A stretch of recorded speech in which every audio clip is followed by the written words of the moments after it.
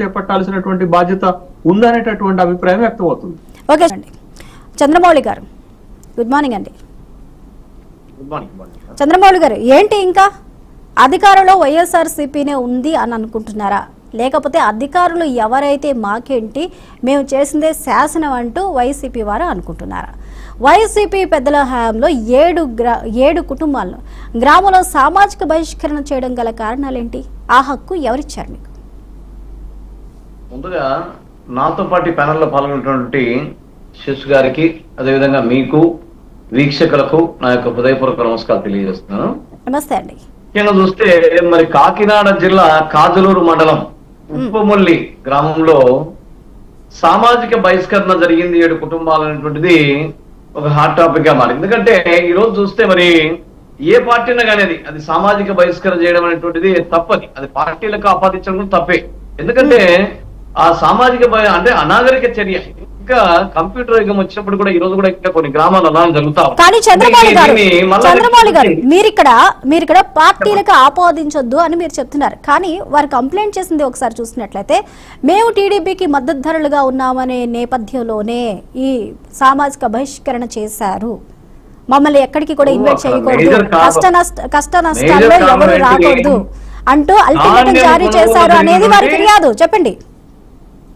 ఇప్పుడు వాళ్ళకి అక్కడ జరిగినటువంటి సంఘటన ఏంటి? ధాన్యం కొనుగోలు చేయడంలో వాళ్ళకు అభిప్రాయ భేదాలు వచ్చాయి.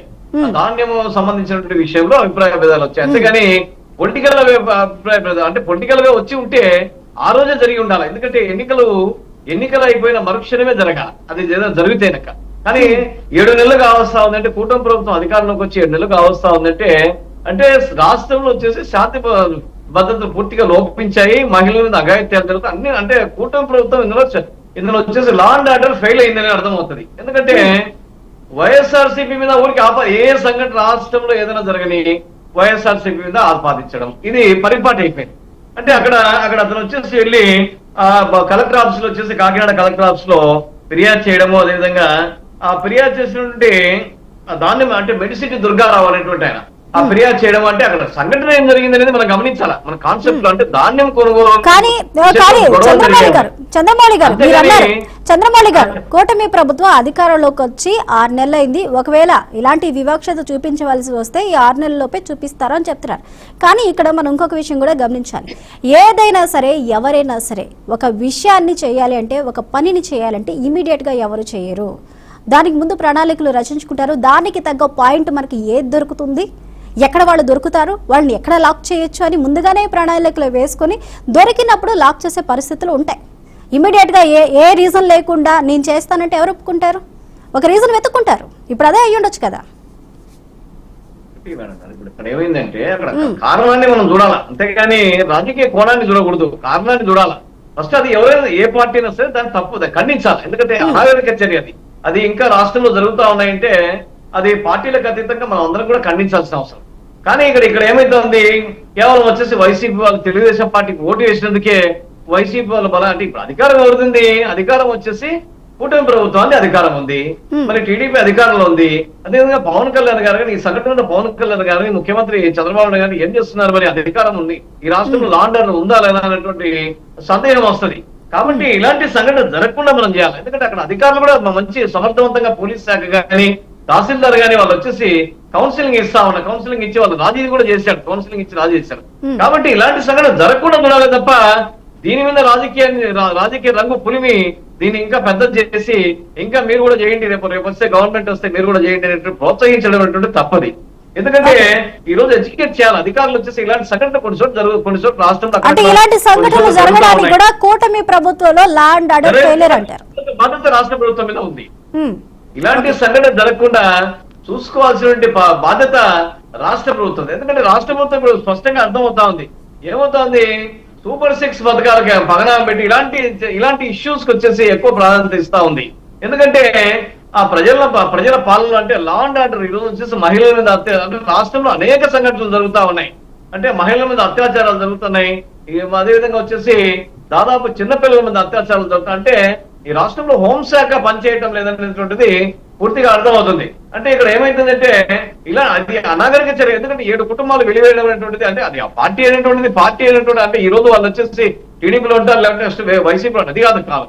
మనం వచ్చేసి ఖచ్చితంగా మనం వచ్చేసి ఒక సిస్టమేటిక్ గా ఫండమెంటల్ రైట్స్ మనం వచ్చేసి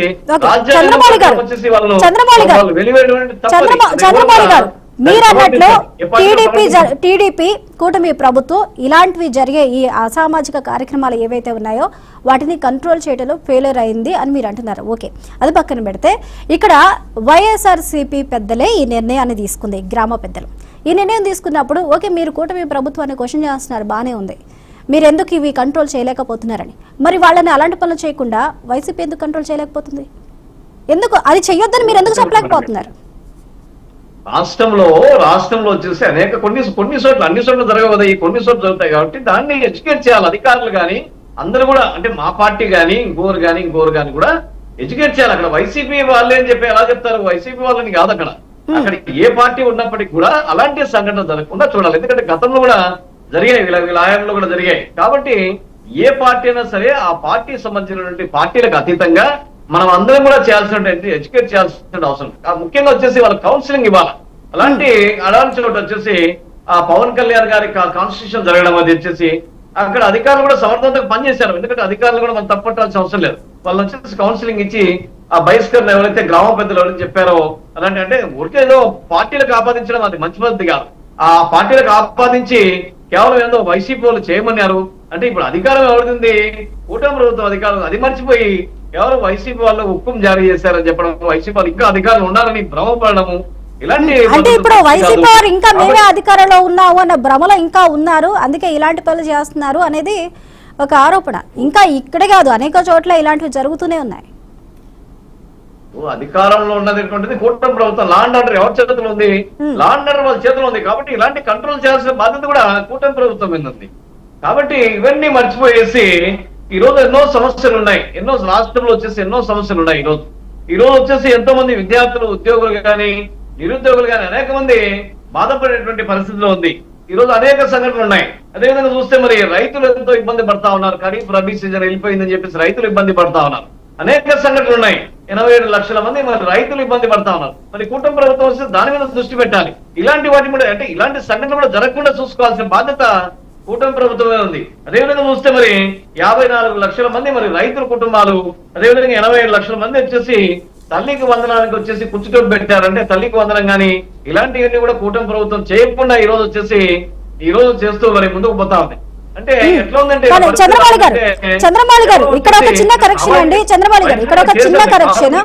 చంద్రమౌళి గారు క్యాబినెట్ మీటింగ్ అయింది. ఆ మీటింగ్ లో రాబోయే రోజుల్లో చేయవలసిన ప్రణాళికలు ఏంటి, సూపర్ 6 సంబంధించి అవలంబించవలసిన ప్రణాళికలు ఏంటి అనే దాని మీద ఒక క్లారిటీ అయితే మొన్ననే వచ్చింది. మీరు అన్నట్టు తల్లికి వందనం ఏదైతే ఇవ్వలేదో ఇప్పటి వరకు వచ్చే అకాడమిక్ ఇయర్ దగ్గర నుంచి కూడా ఈ తల్లికి వందనం ఇస్తామంటూ కూడా వారు క్లియర్ చేశారు.